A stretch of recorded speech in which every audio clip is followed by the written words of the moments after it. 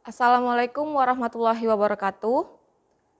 Pernahkah kalian mengukur jarak rumah ke sekolah? Caranya mudah, tinggal lihat speedometer di motor kalian sebelum berangkat dan setelah sampai. Nah, pernahkah kalian berpikir bagaimana orang bisa mengukur tinggi gunung, tinggi gedung, atau tinggi pohon? Mereka menggunakan klinometer. Cara menggunakannya seperti ini.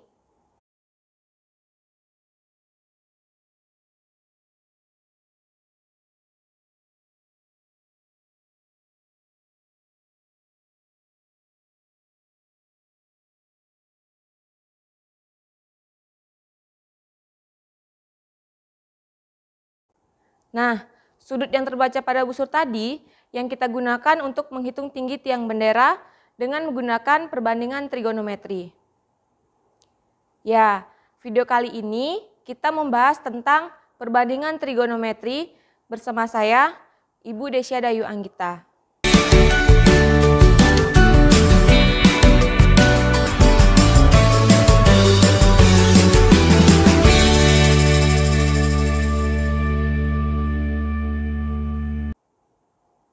Menentukan perbandingan trigonometri pada segitiga siku-siku.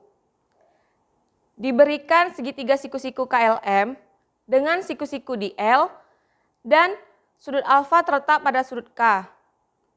Maka sisi miringnya adalah KM, sisi depan sudut alfa adalah LM, dan sisi samping sudut alfa adalah KL. Untuk sinus alfa disimbolkan dengan sin alfa, yaitu perbandingan antara sisi depan dengan sisi miring, maka pada segitiga KLM nilai sinus alfanya adalah LM per KM. Untuk kosinus alfa disimbolkan dengan cos alfa, yaitu perbandingan antara sisi samping dengan sisi miring. Maka pada segitiga KLM nilai kosinus alfanya adalah KL per KM. Untuk tangen alfa disimbolkan dengan tan alfa atau TG alfa, yaitu perbandingan antara sisi depan dengan sisi samping. Maka pada segitiga KLM nilai tangen alfanya adalah LM per KL. Untuk kosekon alfa disimbolkan dengan kosek alfa, yaitu perbandingan antara sisi miring dengan sisi depan. Maka pada segitiga KLM nilainya adalah KM per LM. Jadi kosekan ini merupakan kebalikan dari sinus. Selanjutnya sekan alfa disimbolkan dengan sek alfa, yaitu perbandingan antara sisi miring dengan sisi samping. Maka pada segitiga KLM nilainya adalah KM per KL. Sekan ini adalah kebalikan dari kosinus. Untuk kotangen alfa disimbolkan dengan kot alfa, yaitu perbandingan antara sisi samping dengan sisi depan. Maka pada segitiga KLM nilainya adalah KL per LM. Nah, kalau kotangen ini kebalikan dari tangen. Ingat, kata kuncinya adalah sindemi, kosami, dan tangen desa. Selanjutnya, dari perbandingan yang telah didapatkan tadi, kita bisa menemukan hubungan antar perbandingan tersebut. Misalnya, yang pertama, sinus alfa per kosinus alfa sama dengan LM per KM per KL per KM. Kita sederhanakan menjadi LM per KL sama dengan tangen alfa. Yang kedua, kosinus alfa per sinus alfa sama dengan KL per KM per LM per KM. Jika kita sederhanakan, maka akan menjadi KL per LM sama dengan kotangen alfa. Yang ketiga ialah sinus alfa dikalikan dengan kosekan alfa. Hasilnya adalah 1. Kosinus alfa dikalikan dengan sekan, hasilnya juga 1.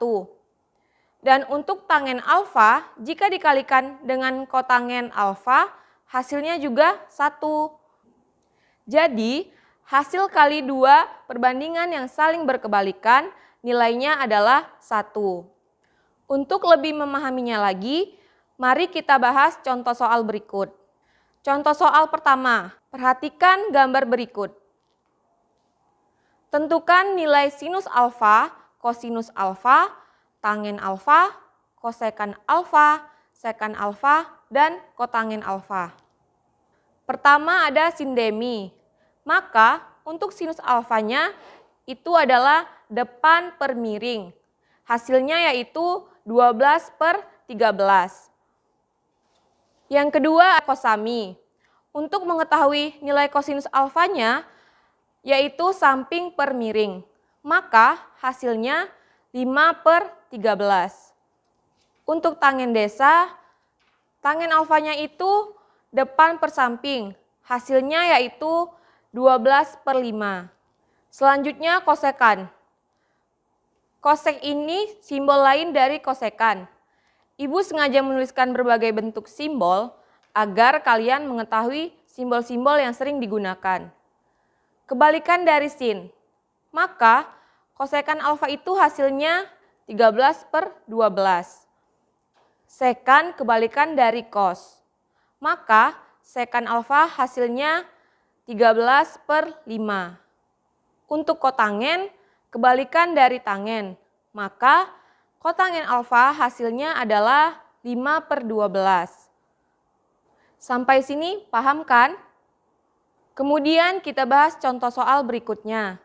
Contoh soal kedua. Berdasarkan segitiga PQR di samping, tentukan nilai kosekan beta dan kotangen beta. Yang diminta adalah kosekan beta. Kosekan beta sama dengan 1/sin beta.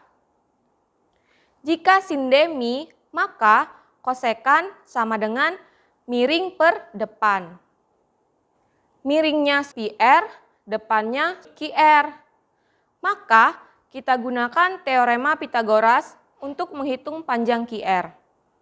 QR sama dengan akar dari PR kuadrat dikurang dengan PQ kuadrat.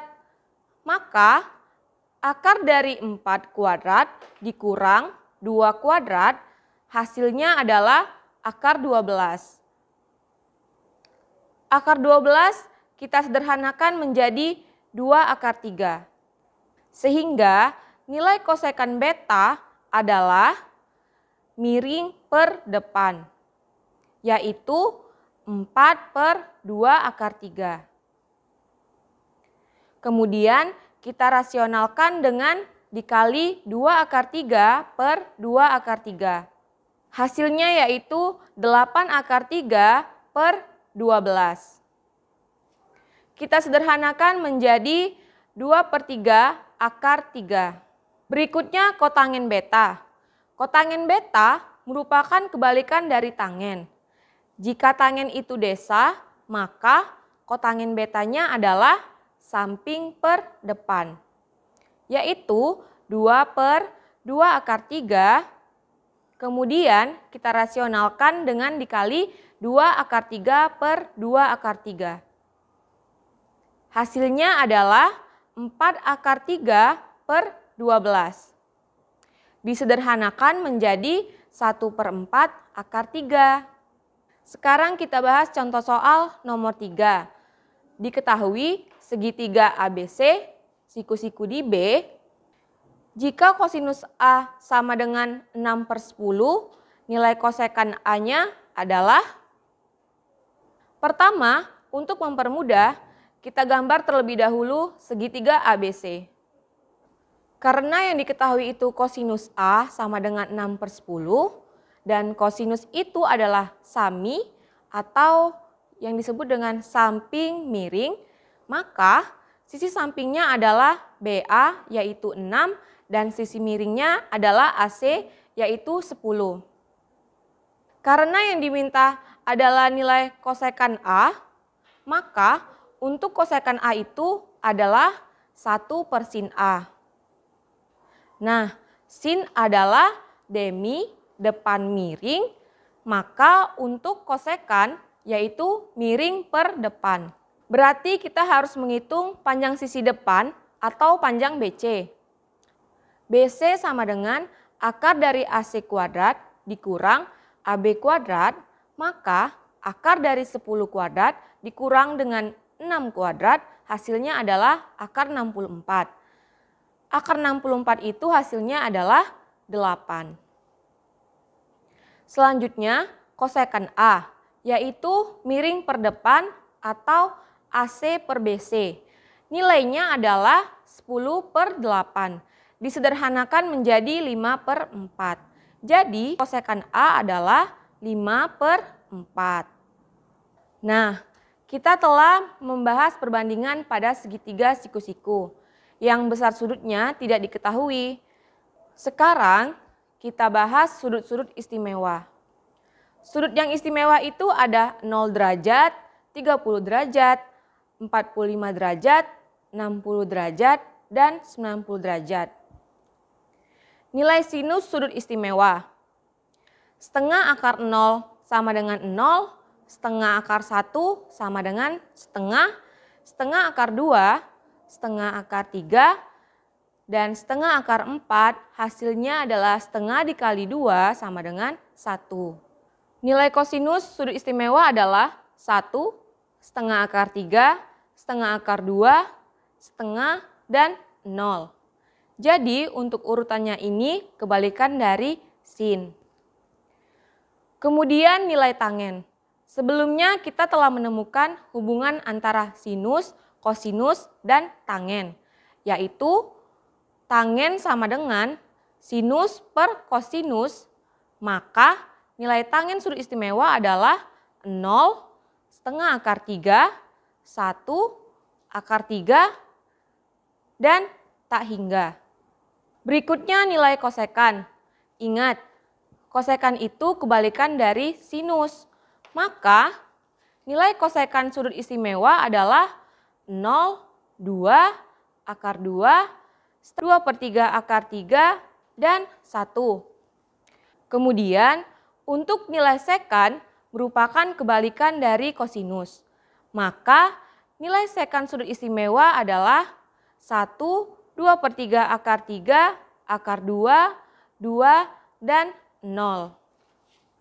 Jadi untuk menentukan nilai sekan ada 2, yaitu bisa kebalikan dari nilai kosinus atau urutannya kebalikan dari kosekan. Yang terakhir adalah nilai kotangen. Ingat, kotangen ini kebalikan dari tangen.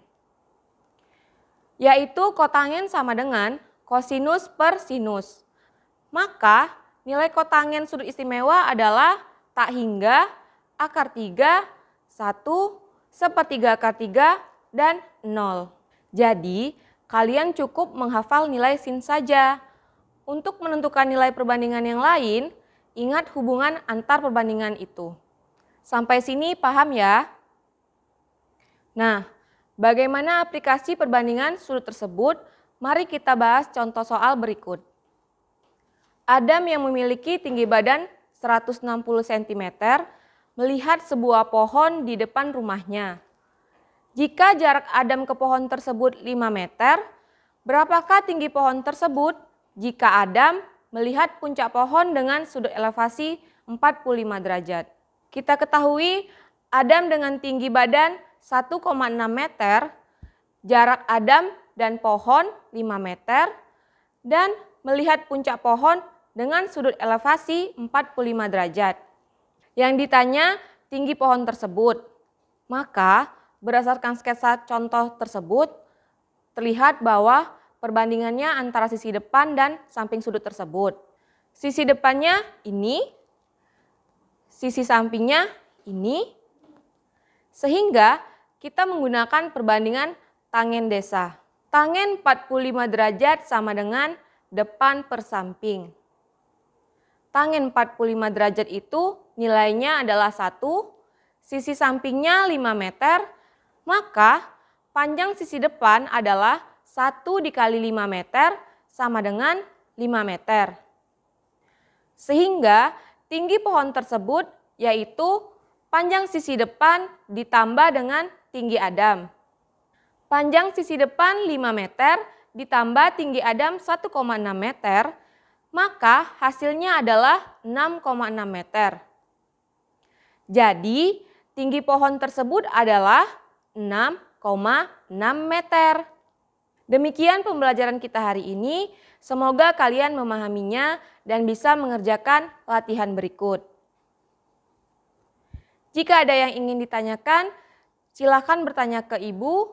Ibu akhiri, wassalamualaikum warahmatullahi wabarakatuh.